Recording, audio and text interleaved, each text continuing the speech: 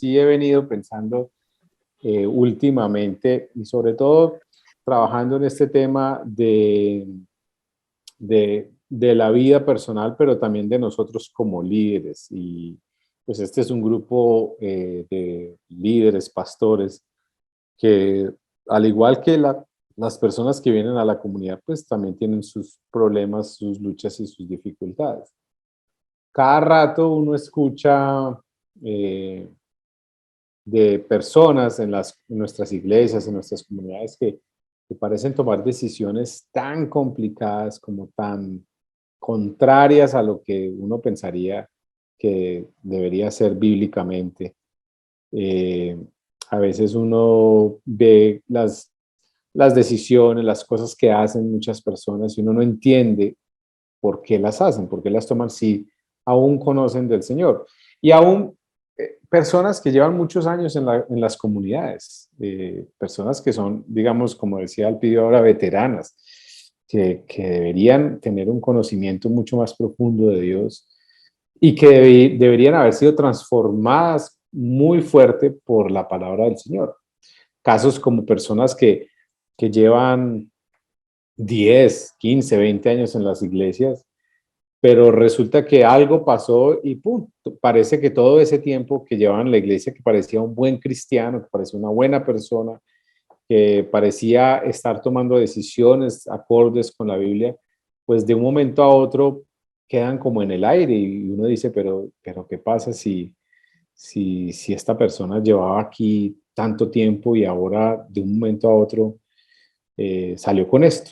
Y yo creo que todos aquí, que somos pastores y líderes, nos hemos hecho esa pregunta: ¿qué pasó con esta persona si llevaba tantos años en el Evangelio y pasó esto y salió y se fue, o se fue con este? Y tantos, y ahora, cuando escuchamos de personas o vemos de personas en la iglesia, pues bueno, eso es parte del día a día, pero también tantos casos de pastores y líderes en los que ocurre lo mismo. Cada rato, sobre todo, bueno, uno escucha más en Estados Unidos porque pues es como más visible el tema, pero pastores que cometieron pecados morales, pastores que se llevaron esto, pastores que se fueron con esto, pastores que cayeron en adulterio, pastores que cayeron en inmoralidad, pastores que allá, acá, y uno dice, pero ¿qué pasa con nosotros como líderes? ¿Qué pasa con nosotros como cristianos, ¿no? Ni siquiera como pastores o como ministros, ni como líderes, sino solamente como discípulos del Señor. ¿Por qué nos cuesta tanto vivir en una verdadera libertad? Y de eso, digamos que he estado trabajando mucho un tema que aquí nosotros estamos en un grupo con Felipe Webb, y Felipe, digamos, para los que no lo conocen, es uno de los fundadores de las Iglesias del Redil de Medellín, misionero. Él está en este momento en Canadá y los dos trabajamos juntos en algunos proyectos.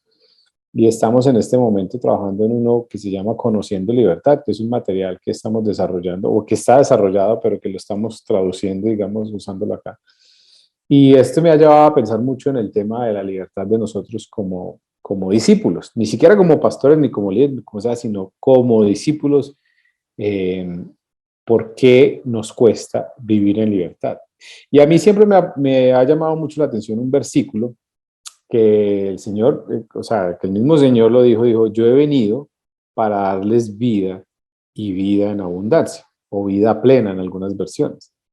Y a mí siempre ese versículo me ronda en la cabeza. Yo digo, pero ¿qué significa esto? O sea, ¿qué significa que la clase de vida que Jesús nos vino a dar no es una vida cualquiera, sino que es una vida plena, pero abundante a la vez? ¿Y por qué? La pregunta que me hago muchas veces es, ¿por qué yo mismo y por qué la vida de muchos cristianos alrededor mío no parece ser una vida plena, sino una vida llena de problemas, de dificultades?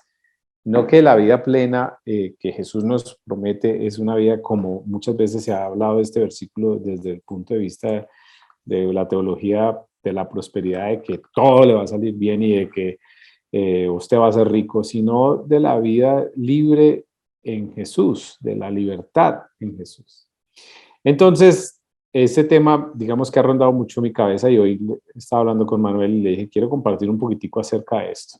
Y quisiera que me acompañaran al libro de Gálatas. Hoy la idea no es hacer una predicación como tal, sino más como construir algo juntos y como simplemente despertar algún sentimiento y despertar algo,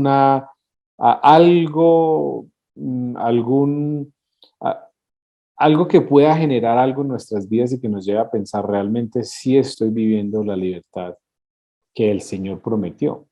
Porque para Jesús, cuando en su muerte y resurrección, pues era claro que Él venía a liberarnos. Pero para Pablo también, por ejemplo, es claro que lo que hizo Jesús en la cruz era eso. Entonces, por ejemplo, en Gálatas capítulo 5, si tienen ahí sus Biblias, quisiera leer algunos versículos que me parecen interesantes y que pues, hablan justamente de esta temática.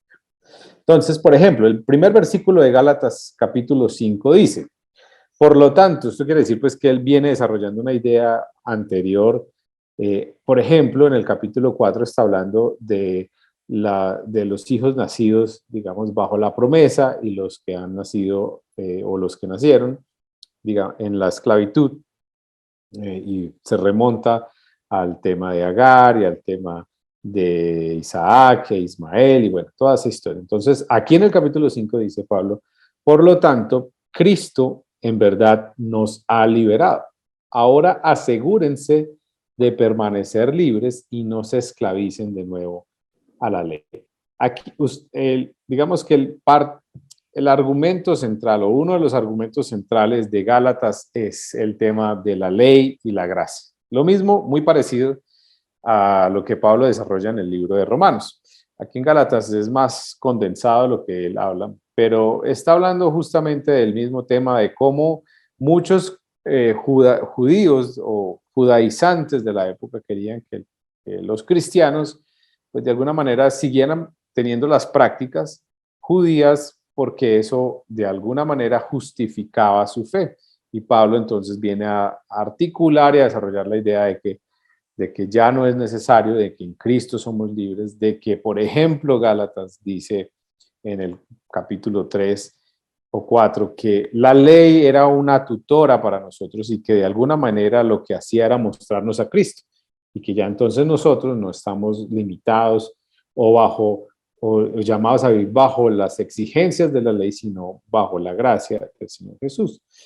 Pero en los últimos versículos del capítulo, bueno, no, en los últimos no, en el versículo 13 de capítulo 5, Pablo dice lo siguiente: pues si ustedes, mis hermanos, han sido llamados a vivir en libertad, o sea, Pablo presupone que el cristiano, el discípulo, ya vive en libertad. Ustedes han sido llamados a vivir en libertad, pero no usen esa libertad para satisfacer los deseos de la naturaleza pecaminosa. Al contrario, usen la libertad para servirse unos a otros por amor, pues toda la ley puede resumirse en un solo mandato: ama a tu prójimo como a ti mismo. Pero si están siempre mordiéndose y devorándose unos a otros, tengan cuidado, corren peligro de destruirse unos a otros. La pregunta que siempre me he hecho yo cuando hablo del tema, y por ejemplo nosotros que estamos haciendo este material, como les contaba con Felipe, con algunos hombres, es por qué nos cuesta, por qué no experimentamos la libertad, por qué es tan difícil vivir en libertad. Y si uno pudiera hacer como una medición de qué tan libre se siente usted, qué tan libre vive usted la vida cristiana, qué tanta libertad experimenta usted, pues, y que uno pudiera decir, bueno, del 1 al 10, ¿en dónde está usted? Yo creo que todos estaríamos como en diferentes lugares. Y lo que Pablo está diciendo acá también es, ustedes son libres, Jesús los hizo libres, pero es el trabajo de ustedes permanecer libres, porque ustedes pueden volver a esclavizarse. En este contexto, digamos, real de lo que Pablo está hablando aquí en Gálatas, era esclavizarse de nuevo a las ordenanzas o a la ley y a lo que las exigencias de la ley. Pero yo creo que también nosotros podemos estar luchando con nuestra libertad en diferentes áreas de nuestra vida. Y una de las cosas que me ha llevado a pensar esto es que nosotros podemos ser cristianos, podemos ser pastores, podemos ser líderes, pero no libres. Podemos ir a la iglesia, podemos servir, pero no experimentar esa vida abundante y plena que el Señor nos ha prometido y que nos ha dado. Y que no estamos viviendo una verdadera libertad en todas las áreas. Por ejemplo, no estamos viviendo una verdadera libertad en la forma de relacionarnos con otros. Y entonces eso afecta la forma en cómo yo me relaciono con mi esposa o con los que somos casados, con mi cónyuge, pero también afecta la forma en cómo me relaciono con mis hijos. Entonces, no hay libertad ni en mis relaciones, pero tampoco hay libertad, por ejemplo, en mi sexualidad, en la forma en cómo entiendo la sexualidad, en cómo vivo la sexualidad. Entonces, tenemos problemas morales porque no podemos vivir en libertad. Hay problemas en la forma en cómo manejo mis recursos, hay problemas o no hay libertad en la forma, aún en cómo tengo mis pensamientos, no hay libertad, digamos, en mi estado emocional o en mis estados psicológicos. Y una de las cosas que creo que pues uno se va dando cuenta en medio, con el paso del tiempo, es que todo lo que uno vive ahora está relacionado con problemas o está conectado con problemas de la niñez, con, con esos primeros años de vida en los cuales uno de alguna manera construyó su carácter sin saberlo y y ahora empieza a salir muchas cosas que no fueron solucionadas. Entonces, quisiera compartir con ustedes algunas cositas que me llaman la atención de por qué nos cuesta tanto vivir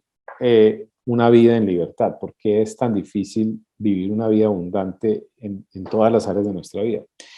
Y yo creo que lo primero es que nos cuesta vivir una vida abundante porque justificamos nuestras conductas a través de escapes o de negaciones.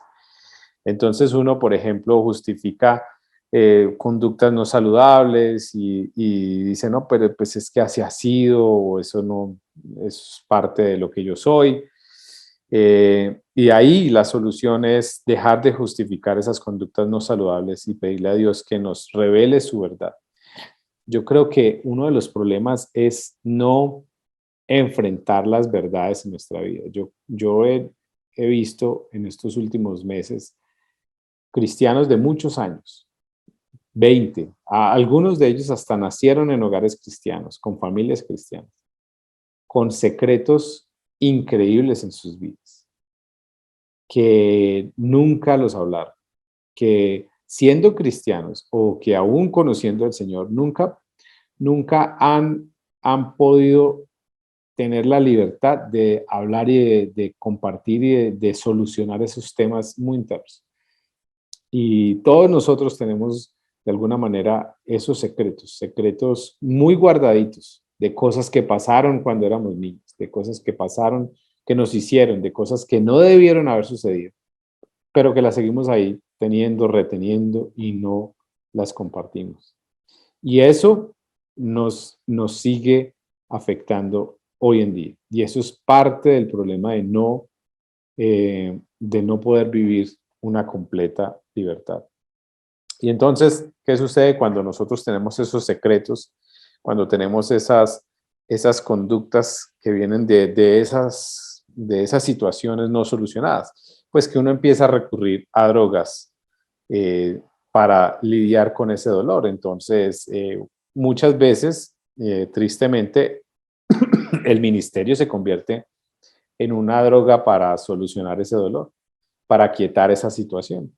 Entonces, si uno no fue afirmado, si uno no fue querido por sus papás, si uno no fue, eh, sí, acompañado, si no tuvo, digamos, en esa etapa de la vida, si uno no creció con esa afirmación, esa aprobación de la familia, de las personas cercanas, pues el ministerio se convierte en ese lugar donde yo busco eso. Busco la afirmación, busco la aprobación, entonces que me digan todo lo que yo quiero y que me digan cómo predico de bien, y entonces el ministerio empieza a convertirse en esa misma droga para solucionar ese problema que todavía no he compartido, no he solucionado, no he sacado. Pero también parte de lo que no nos permite crecer en nuestra vida y de vivir una vida abundante es eh, la negación de nosotros admitir nuestra dimensión de naturaleza pecaminosa, o sea, lo pecaminoso que es nuestra naturaleza y cómo eso nos sigue afectando y sigue teniendo en nosotros, digamos, nos sigue llevando al mismo lugar y ese círculo vicioso de volver a hacer lo mismo y no poder salir y no poder experimentar libertad. Y creo que una de las cosas que más no nos permite experimentar esta libertad a la cual Pablo está diciendo es que ustedes ya viven en libertad, ustedes, digamos, él presupone que ya tenemos que vivir en esa libertad. Son muchos años de dolor reprimido y no procesado. Y lamentablemente y tristemente yo he visto esto en muchos cristianos, aún en mi propia vida, pero en muchos cristianos nosotros nos dedicamos mucho y creo que esto es parte del problema del discipulado, al menos, digamos, no, yo critico mi propio modelo, porque el discipulado ha sido muy superficial. Digamos que no somos muy profundos en qué temas y qué cosas se deben hablar con nuestros discípulos. Y entonces son años y cosas que no hemos procesado. Muchas personas llevan muchos años en la iglesia y nosotros los hemos discipulado, les hemos enseñado la Biblia, les hemos compartido las doctrinas, pero no les hemos ayudado y no hemos creado los espacios para que puedan de verdad ser libres completamente y puedan hablar con honestidad y con vulnerabilidad acerca de esas situaciones que todavía siguen trayendo problemas. Y esto es muy interesante. En estos días estaba viendo cómo normalmente la reacción de un adulto frente a algún peligro, alguna situación, alguna amenaza, siempre es una reacción de un niño. Es la reacción de un niño que no tuvo lo necesario cuando era niño. Y digamos que todos nosotros aquí estamos conectados a esa situación, a ser ya adultos, a estar en el ministerio, pero todavía con cosas de nuestros niños interiores no solucionadas. Y son años de dolores muy reprimidos y de situaciones no procesadas. Entonces, por eso me llama la atención, porque aquí Pablo dice, ustedes han sido llamados a vivir en esa libertad. Y la pregunta que yo me hago y que les quiero hacer en esta mañana a ustedes es, ¿qué tan libres estamos siendo nosotros? ¿Qué tan libres estamos viviendo la vida cristiana? ¿Qué tan plena es nuestra vida en este momento? Podemos decir que nuestra vida es una vida plena, es una vida abundante. Eso no quiere decir que no hayan problemas, situaciones difíciles, que aún no hayan pecados o actitudes pecaminosas en nuestra vida. Siguen habiendo situaciones y seguimos luchando con eso. Y el Señor nos sigue santificando cada vez en el proceso. Pero sí es posible experimentar una verdadera libertad. Por eso Pablo en Gálatas, pero también en Romanos, nos habla y nos pone unos capítulos como el capítulo 6 y 7 de Romanos que nos habla de la situación pecaminosa y del problema en el que estábamos, pero también a finales del 7 y en el 8 ya nos dice, pero Cristo vino a liberarnos. O sea, para Pablo no, no es una digamos que la vida cristiana no es una lucha contra el pecado, sino que para Pablo es posible vivir la vida cristiana en libertad. Es más, ni siquiera es que es posible, es un llamado a vivir la vida cristiana en libertad, porque esa libertad proviene de la obra del Espíritu Santo en nuestras vidas y proviene de trabajar y de solucionar esas cosas que son transformadas por medio de la renovación de nuestra mente y que la palabra produce en nosotros. Entonces, esto para mí es muy interesante porque Pablo nos dice, ustedes son libres, ustedes tienen que vivir en la libertad. Y creo que el llamado de todos nosotros, o, digamos, o lo que más quería o quiero hoy es como decir, mire, si hay cosas en nosotros que no han sido solucionadas, no esperemos a que reviente, que eso es lo que normalmente pasa con nosotros, con el ser humano, pero sucede mucho con los pastores. y es que son cosas que se van guardando y no se solucionan, no se procesan bien, y cuando revientan es porque todo el mundo se dio cuenta que ya no había nada que hacer y porque nosotros tratamos de alguna manera de por algunos años tapar la situación, de cubrirla, pero llega un punto donde eso es incontenible y eso ya no hay forma de tapar. Y entonces el llamado es a, si hay cosas en nosotros no procesadas todavía, les voy a decir esto, si hay secretos en nuestra vida, aún desde la niñez, que nunca hemos hablado con nadie. Los estudiosos de estos temas dicen que normalmente una persona siempre se queda con el 10% de los secretos guardados. Así hable, así comparte y todo, siempre hay un 10% que guardamos, que no queremos decir. Y yo les digo que es muy cierto. Nosotros en este material que estábamos desarrollando con Felipe, es un material que lo vamos trabajando y las personas van hablando, van compartiendo sus vidas y digamos que lo lleva a uno a ser intencionalmente honesto. Pero después de, como en la mitad del material, o ya casi finalizando, dice, igual, usted ha hablado, ya ha compartido, ha sido muy honesto, pero usted todavía tiene un 10% que no ha contado. Uno pensaría que no, que todo el mundo ya ha hablado mucho, ya ha compartido de sus situaciones, o sea, ya la gente ha sido muy honesta. Pero resulta que en esa sesión que se llama así el 10%, la gente saca cosas que no habían hablado. Y dicen, miren, yo la verdad, eh, yo había hablado mucho, pero esto nunca se lo había contado a nadie. Y entonces siempre hay un guardadito, algo que no lo hemos hablado. Y yo creo, hermanos, que parte de la sanidad y de experimentar libertad es poder hablar de esas situaciones, por dolorosas que sean, poder tener un mentor, poder tener a alguien con el que nos permite y que nos ayude a procesar esas situaciones en nuestra vida y que nos permita enfrentar la verdad, enfrentar esas situaciones dolorosas en nuestra vida, a veces dañinas, a veces complicadas, pero que podamos hablar, porque ahí empieza el comienzo o empieza, digamos, la ruta de la sanidad y de la libertad de nuestras vidas, cuando podemos ser completamente honestos, completamente vulnerables y podemos permitirle al Señor que vaya a esos lugares profundos y oscuros, esos secretos bien guardados y podamos experimentar eso.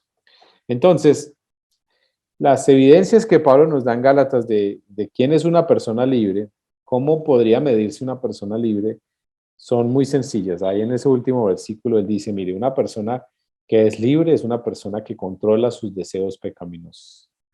Porque él dice, ustedes han sido llamados a vivir en libertad, pero no usen esa libertad para satisfacer los deseos de la naturaleza pecaminosa. Una persona libre es capaz de controlar y de no satisfacer los deseos de la naturaleza pecaminosa que sigue siendo parte de nuestra naturaleza.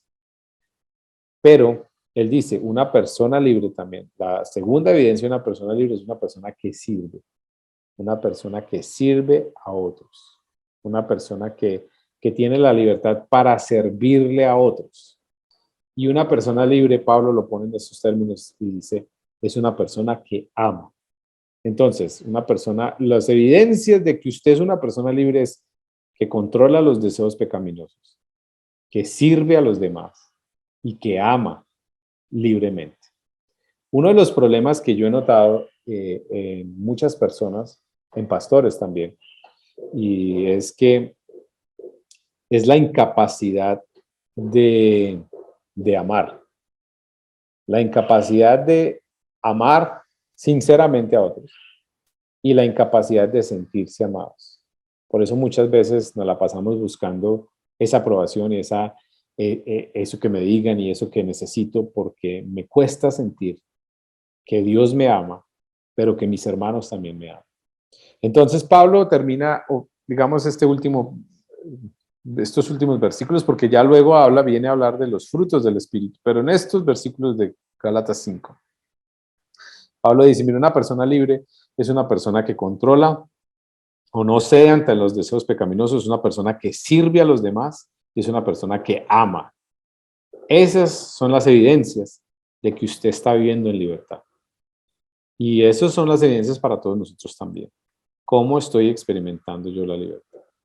Ahora, a mí me gustaría en esta mañana que pudiéramos procesar un poquitico más esto.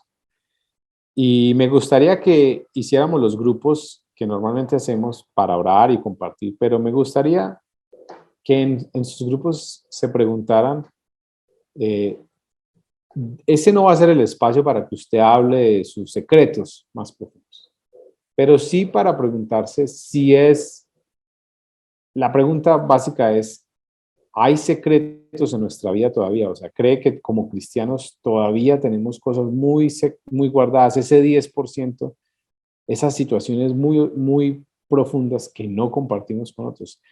Lo que quiero es que ustedes se pregunten si eso es una realidad o si no consideran que esa sea parte de la fuente del no poder experimentar la vida libre o abundante que el Señor que nos ha prometido.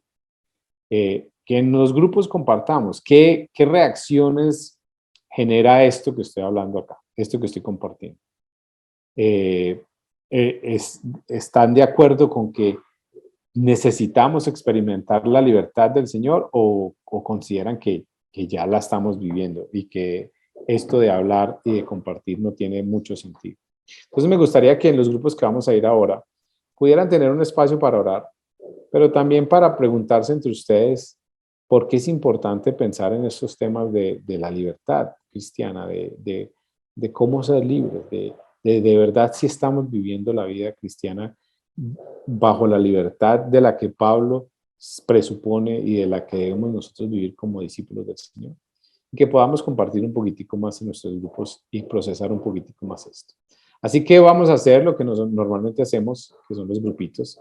Vamos a hacer grupitos de a 3, 4 personas. Así que acepte su grupo y compartan.